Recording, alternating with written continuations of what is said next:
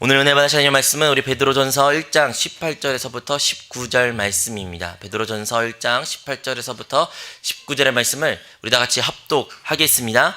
너희가 알거니와 너희 조상이 물려준 헛된 행실에서 대속함을 받은 것은 음이나 금같이 없어질 것으로 된 것이 아니요 오직 흠없고 점없는 어린 양 같은 그리스도의 보배로운 피로 된 것이니라.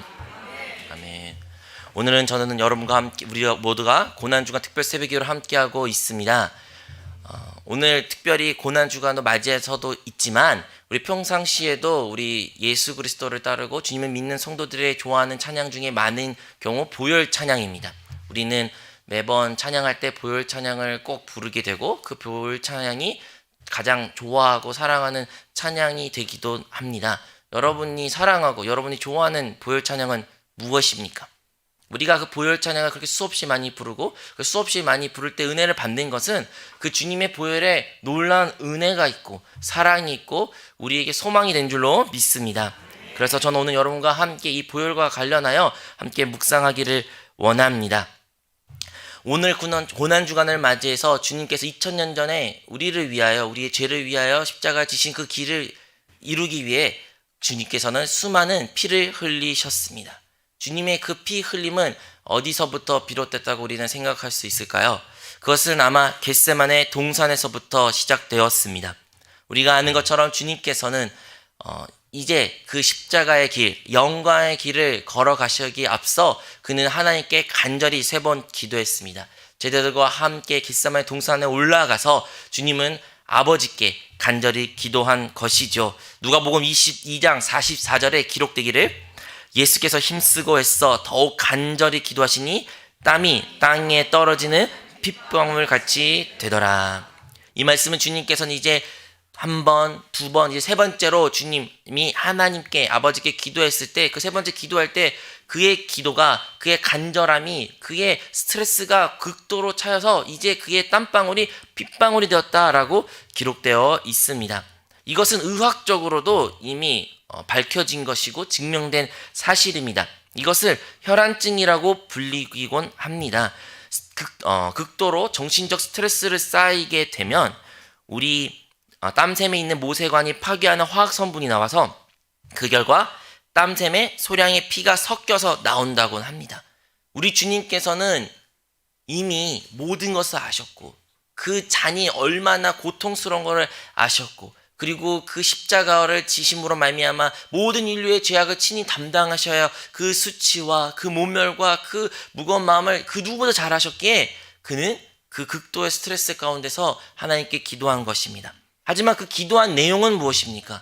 그것은 바로 하나님 아버지께 온전히 순종을 하기 위한 기도였던 것입니다. 여러분, 그것이 얼마나 큰 은혜이고 우리에겐 소망입니까? 첫 아담은 하나님 앞에 창조되었고 하나님이 그를 아름답게 만드셨고 모든 것을 주셨지만 이 첫 아담은 하나님께 첫 번째 범죄하였던 존재이지만 그 범죄의 내용은 다름 아니라 하나님 말씀에 불순종한 것이었습니다. 물론 선악이 알게 하는 열매를 과실을 먹어서 죄악이 들어온 것도 맞지만 그 근본적으로 그가 저질렀던 큰 죄는 하나님 말씀에 순종하지 못한 죄요 불순종이요 하나님께 대항한 것입니다. 그러므로 우리 인류는 가지고 있는 그 첫 번째 큰 문제는 하나님 앞에 불순종인 것입니다. 여러분, 우리가 얼마나 하나님 앞에 불순종한 모습을 가지고 있습니까? 하나님을 믿고 이제 예수 그리스도 영접하고 주님의 자녀된 존재라도 아버지의 말씀대로 주님의 뜻대로 살고 싶어 하지만 여전히 우리는 불순종한 모습을 가지고 있습니다. 그리고 그 불순종한 모습을 그 죄를 범할 때마다 얼마나 우리가 낙심하고 좌절하며 또 우리 자신을 그렇게 욕하고 또 우리 자신을 비관적으로 바라보게 되는 것입니까? 하지만 오늘 주님께서는 흘리신 그 첫 번째 보혈, 그 귀하고 귀하신 그 첫 번째 피는 다름 아니라 바로 그 불순종했던 그 아담의 모습과 달리 마지막 아담으로서 이제 하나님 아버지께 온전히 순종하기 위한 피인 줄로 믿습니다. 우리 주 예수 그리스도께서는 그 겟세마네 동산에서 간절히 기도하셨을 때 핏방울이 그의 땀에서 나온 것처럼 기도하셨을 때 이제 주님은 온전히 하나님 아버지께 순종할 수 있게 된 것입니다. 이제 우리도 아버지의 말씀에 그리고 하나님 뜻대로 주님의 인도하심대로 살기를 원하고 순종하기를 작정한 우리 성도들은 우리의 힘으로 할 수는 없으나 주님의 보혈로 주님의 능력으로 주께서 주신 그 능력으로 말미암아 우리가 순종하게 될 줄로 믿습니다. 주님께서 마태복음 26장 39절에 이렇게 말씀하셨죠. 조금 나아가서 얼굴을 땅에 대시고 엎드려 기도하여 이르시되 내 아버지여 만일 할 만하시거든 이 잔을 내게서 지나가게 하옵소서. 그러나 나의 원대로 마옵시고 아버지의 원대로 하옵소서 하시고, 이렇게 주님께서는 아버지의 뜻대로 온전히 행하신 모습을 우리가 묵상해야 될 줄로 믿습니다. 두 번째로 주님께서 흘리신 보혈은 다름 아니라 빌라도 뜰에서 흘리신 피였습니다. 우리 주님께서는 이제 잡히시고 이제 빌라도 법정에 빌라도 앞에 서게 되신 것입니다. 이제 주님께서는 우리를 위하여, 우리의 연약함을 위하여, 그리고 우리의 병든 모습을 위하여 이제 채찍을 맞는 모습을 우리가 잘 알고 있습니다. 우리가 새벽 예배 그리고 고난주간을 맞이할 때마다 주님이 그 채찍 맞는 모습을 묵상하곤 합니다. 우리가 생각한 그 채찍은 그냥 단순히 막대기로 맞는 것이나 아니면 하나의 채찍으로 이루어진 것이 아니라 여러 가닥으로 되어진, 때로는 고고학자들 발견하기로는 39줄로 되어진 그런 채찍으로 끝에는 뼈나 쇠나 날카로운 것으로 묶어 그것이 사람의 등에 채찍을 맞을 때마다 그냥 피부가 찢어질 뿐만 아니라 살덩어리가 뜯겨지는 그런 고통을 당하신 것입니다. 주님의 그 피가 온 등에 적셔졌습니다. 하지만 그 뜰에서도 그 피가 충분히 완전히 적셔지게 된 것입니다. 여러분, 구약에서는 하나님 앞에 나아가고 그의 사람들이 주님의 백성들이 제사를 드릴 때 그 제사라는 우리 너무 우아하게 생각하지만 사실 다름 아니라 피의 향연이었습니다. 수많은 짐승들의 피가 정말로 사방팔방에 온전히 가득 차있던 것이 제사의 모습이었던 것입니다. 주님께서는 그러한 모습으로 우리를 위하여, 우리의 희생 제물이 되시기 위하여 그곳 가운데 피를 쏟으신 것입니다. 주님께서는 그냥 맞은 것이 아니요 어떠한 흠이나 죄가 있어 맞으신 것도 아니요 바로 죄 없으시고 흠 없으신 그 주님께서, 어린 양 되신 우리 주님께서 우리의 허물과 우리의 죄악 때문에, 우리의 연약함 때문에 채찍을 맞았다는 것을 우리는 반드시 기억해야 될 줄로 믿습니다. 여러분, 우리가 어떠한 다른 사람들을 대신해서 무엇인가를 불이익을 당했을 때 우리는 그것을 감내할 수 있습니다. 하지만 그 사람을 위해서 불이익을 감내했으면 내가 대신 감내한 그 사람만큼은 잘 되기를 원하는 게 사람의 마음이고, 그리고 그 사람이 그러한 이익을 못 받으면 우리는 화내기도 합니다. 반대로 이제 주님께서는 우리의 연약함과 우리의 질병을 위해서 채찍을 맞으셨는데 우리가 여전히 그것을 믿지 못하고 여전히 질병 가운데 거한다면 우리 주님께서 맞으신 그 채찍은 얼마나 가슴이 아프고 얼마나 무의미하게 되는 것입니까? 그러므로 주님의 백성들, 하나님의 자녀들은 주님께서 맞으신 그 채찍이 바로 나를 위하여 나의 질병의 치유로 주시기 위한 것임을 우리는 반드시 기억해야 될 줄로 믿습니다. 이사야서 53장 5절의 말씀에 기록되어 있지요. 그가 채찍에 맞음으로 우리는 나음을 받았도다. 그래서 빌라도 뜰에서 주님께서 흘리신 그 보혈은, 그 귀하고 귀한 피는 우리의 정욕이나 질병으로 말미암아 병든 육신을 고쳐주기 위한 피라는 것을, 그 보혈이라는 것을 우리는 반드시 기억해야 될 줄로 믿습니다. 마태복음 8장 17절에 이렇게 기록되어 있습니다. 우리의 연약한 것을 친히 담당하시고 병을 짊어지셨도다 함을 이루려 하심이더라. 아멘. 이제 예수 그리스도를 믿고 주님의 자녀된 우리는 이 질병과 이 연약함에서 온전히 나음을 얻은 줄로 믿습니다. 그냥 단순히 내가 나았다, 나는 하나님 덕분에 나았다가 아니라 주님께서 친히 그 뜰에서 온 피와 온 등의 피를 흘린 그 보혈로 말미암아 우리는 나음을 얻은 것입니다. 사랑하는 성도 여러분, 여전히 육신의 연약함이 가지고 계십니까? 혹시 사랑하는 여러분의 가족 가운데 아는 사람들한테도 육신의 연약함으로 힘들어하는 분이 계십니까? 그러면 주님이 그 빌라도 뜰에서 흘리신 그 보혈을 온전히 바라보십시오. 그 피값이 우리의 모든 연약함을 낫게 하는 능력이 될 줄로 믿습니다. 세 번째로 여러분과 함께 나누고 싶은 것은 바로 가시관을 쓰신 주님의 모습입니다. 저희가 오늘 새벽 예배, 특별 새벽 예배로 이게 스크린에서 나왔던 것처럼 항상 상징적으로 나오는 것이 다름 아니라 주님의 가시관입니다. 그 가시관을 주님께서 쓰셨다고 성경에 기록되어 있습니다. 그 예수님 머리 위에 이 가시관을 씌웠을 때 어떠한 액세서리처럼 혹시 아니면 왕관처럼 쓴 것이 전혀 아닙니다. 그 가시관은 가시나무로 만드는 것은 날카롭고 매우 크며 그 머리에 올려졌을 때 아픈 것은 다양하죠. 하지만 주님께서는 이제 십자가도 지셔야 되고 많은 길을 걸으셔야 됐기에 그 가시관이 결코 머리에서 떨어지지 않기 위하여 로마 병사들은 막대를 가지고 그 가시관이 피부에 이 머리에 깊숙이 들어가게 꾹 누릅니다. 꾹 누릅니다. 그 가시가 머리 위에 꾹 누를 때마다 그 가운데 수많은 피가 철철 흐르게 될 것이죠. 주님께서는 이 가시관을 우리를 위하여 쓰셨습니다. 여러분, 이 가시관이라고 말했을 때 무엇이 생각나십니까? 여러분, 아담이 하나님께 범죄했을 때, 그 아담이 하나님께 죄악을 범했을 때 하나님께서는 아담과 그리고 이 인류와 그리고 이 세상과 이 모든 만물을 저주할 수밖에 없는 땅이 되었습니다. 창세기 3장 18절에 이렇게 기록되어 있습니다.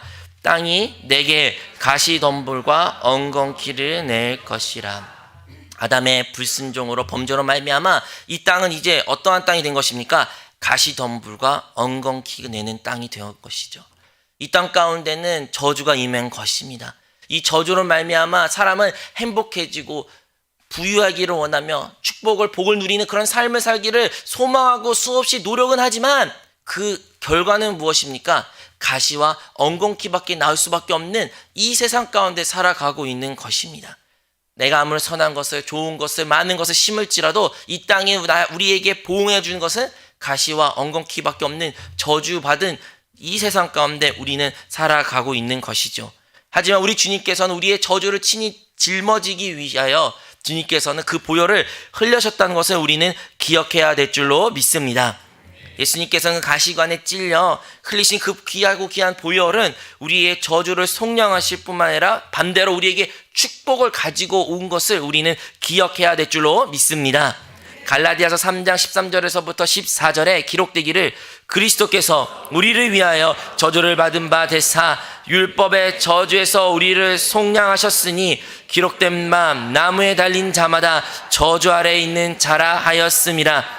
이는 그리스도 예수 안에서 아브라함의 복이 이방인에게 미치게 하고 또 우리로 하여금 믿음으로 말미암아 성령의 약속을 받게 하려 함이라. 아멘. 우리가 이제 이것을 믿고 의지할 때 우리의 삶의 턴은 완전히 뒤바뀌게 된 것입니다. 우리가 저주에 있을 수밖에 없는 존재였을지라도 예수 그리스도의 보혈로 말미암아 그 십자가의 사역으로 말미암아 그 피로 말미암아 이제는 우리는 하나님의 자녀가 되었고 복이 된 자녀가 되었어요. 아브라함의 복을 누릴 수 있게 된 자가 된 줄로 믿습니다. 이제 우리 삶 가운데 모든 가시와 엉겅퀴는 사라지게 될 것이며 아브라함의 복이 다가오게 된 것입니다. 사랑하는 성도 여러분, 우리 환경 가운데 저주로 인하여 극심한 스트레스와 어려움과 하소를 하시는 성도분들이 계십니까? 여러분, 그것은 우리 눈에 보인 3차원적인 세계의 모습일 뿐이지 주님께서는 이미 그 모든 문제를 이미 해결해 주신 것입니다. 그리스도인은 이제 저주와 상관없는 존재입니다. 그리스도인은 이제 이 저주 가운데 지배받는 존재가 아니라 아브라함의 자손으로서 하나님의 자녀된 자로서 하나님의 복을 누려야 되는 반드시 그러한 자가 된 줄로 믿습니다. 주님께서는 이제 십자가에서 매달리시고 양손과 발에 대못이 박혀 이제 십자가에 매달리게 된 것입니다. 이제 마지막으로 그곳 가운데 남은 모든 피조차도 흘리시게 된 것이죠. 주님께서 그 십자가에서 온 피뿐만 아니라 이제 죽으실 때는 온 물과 피를 다 쏟게 된 것입니다. 그리고 그 흘리신 모든 피와 그 물은 바로 우리의 구원을 위한 것인 것을 우리는 기억해야 될 줄로 믿습니다.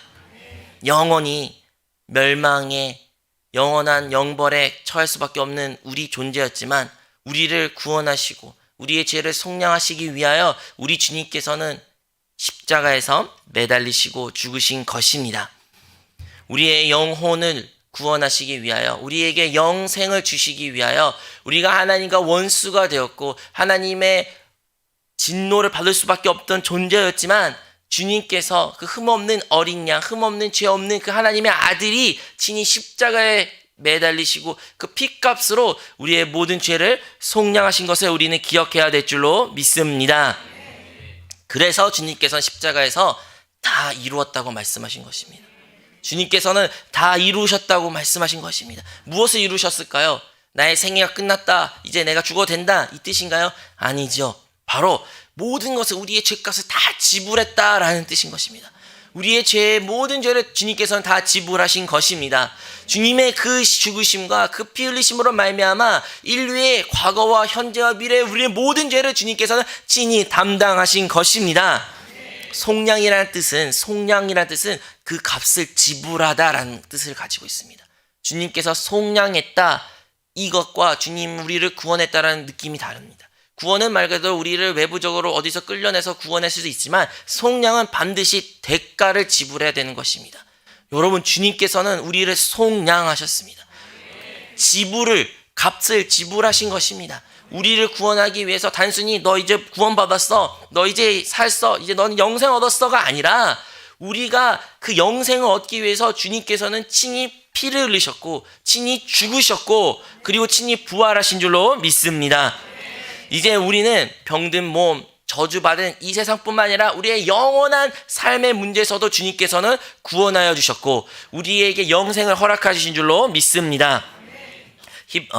히브리서 기록된 것처럼 이제 피 흘림이 없이는 죄 사함이 없다고 기록된 것처럼 그 피 흘리심으로 말미암아 우리의 모든 죄들은 다 사함을 받는 줄로 믿습니다.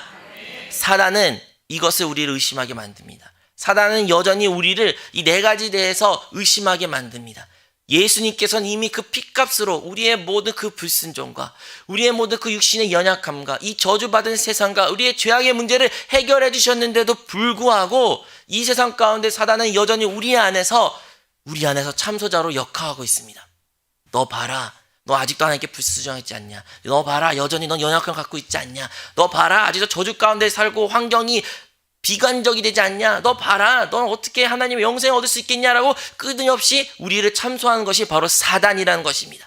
하지만 그리스도께서는 그 십자가에서 그 사단의 모든 권세를 멸하셨고 그리고 그 피값으로 말미암아 이 모든 것을 우리를 구원했다는 그 사실만큼은 우리는 흔들려서 안 될 줄로 믿습니다. 예수 그리스도를 믿는다, 예수 그리스도를 따른다, 그것은 주님의 그 십자가 사역을 온전히 믿는 자의 삶이란 의미이며 그리스도의 보혈로 말미암아 하나님의 복을 누리는 자임을 우리는 고백해야 될 줄로 믿습니다. 무엇을 위한 이 모든 보혈이었습니까? 이 모든 피 흘림은 무엇을 위한 것입니까? 나를 사랑하사 나를 위하여 우리의 복을 위한 것이 당연하죠. 하지만 그 복의 궁극적인 목적은 무엇입니까? 바로 우리 주님께서 또 다른 보혜사 성령을 우리와 함께하기 위한 것입니다. 주님께서는 그 십자가 그 영광의 길을 걸어가신 것은 십자가에서만 그치기 위한 것이 아닙니다. 그 십자가를 이후에 부활하셨고 부활 이후에 주님께서 승천하셨고 또 다른 보혜사로 이제 성령으로 살려주는 영으로 믿는 자들과 함께 거듭난 영 가운데 이제 함께 하시기 위하여 주님께서 그 모든 보혈을 흘리신 것입니다. 주님께서는 그 십자가에서 우리의 죄악을 해결하셨고 우리의 저주를 끊으셨고 우리를 하나님께 순종할 수 있게 만든 이유는 바로 우리가 하나님과의 영과 함께 동행하며 주님 안에 거하며 주님을 따를 수 있는 자가 되기 위하여 주님께서 이 모든 일을 행하신 줄로 믿습니다. 여러분, 이것이 진정 하나님께서 말한 복 중의 복이요 가장 좋은 것인 줄로 믿습니다. 우리 주님께서 말씀하셨죠. 너희가 그렇게 악할지라도 사랑하는 자녀에게 뱀을 주지 않고 좋은 것을 줄 줄 알거든 하늘에 계신 하늘의 아버지께서에게 좋은 것을 주시지 않겠느냐. 근데요, 누가복음에서는요 그 똑같은 말을 좋은 것을 성령을 주시지 않겠냐라고 말씀하고 있습니다. 여러분, 무슨 말입니까? 그 전에는 그들에겐 성령이 없었습니다. 정확히 말하면 성령이 거하실 수 없었죠. 그들의 인격적으로 그 거듭난 영 가운데 성령이 함께 하실 수가 없는 상태였습니다. 무엇 때문에? 우리의 불순종과 우리의 죄악과 우리의 허물 때문에 결코 성령은 거룩한 영이기에 우리 안에 거하실 수 없었습니다. 하지만 주님께서는 이제 그 보혈을 십자가에서 뜰에서 그 기도한 시간에 흘리심으로 말미암아 이제 그 모든 우리 안에 있던 죄의 문제를 해결하셨고 이 거듭난 영 가운데 이제 그 성령께서 우리와 함께하게 된 줄로 믿습니다. 가장 좋은 것, 최고의 하나님의 복 중에 최고의 가치 있는 것은 다름 아니라 그 성령인데, 이제 예수 그리스도 믿는 우리는 우리 거룩한 영 가운데 성령이 함께 계신 줄로 믿습니다. 주님께서 흘리신 고난과 수치와 그 모든 모멸은 다 우리를 위한 것이지만, 우리를 위하여 무엇을? 성령을 주시기 위한 것인 줄로 믿습니다. 그러므로 우리가 주님의 보혈을 묵상한다면서 성령을 터부시한 것은 말도 안 되는 일입니다. 여러분, 주님의 보혈을 묵상하고 주의 보혈의 능력이 있고 그 보혈의 축복을 누리는 것을 다행히 여기신다면, 그와 자연스럽게 우리는 더욱더 성령을 사모해야 되며 성령을 따라 살아야 되며 성령 안에 거하며 영의 것을 생각하는 주의 성도들이 되어야 될 줄로 믿습니다. 오늘도 성령을 따라 사는 우리 모든 성도들이 되시기를 바라겠습니다.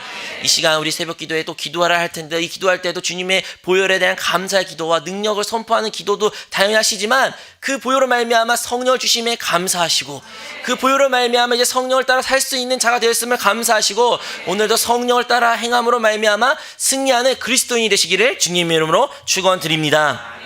하나님 아버지, 주님의 그리스도의 그 보혈을 함께 묵상하였습니다. 그 보혈로 말미암아 불순종할 수밖에 없던 우리 존재가 이제 하나님께 순종할 수 있게 되었으며, 그 보혈로 말미암아 우리의 육신의 연약함과 모든 저주가 바뀌어 그리스도 안에서 복을 누리는 존재가 된 줄로 믿습니다.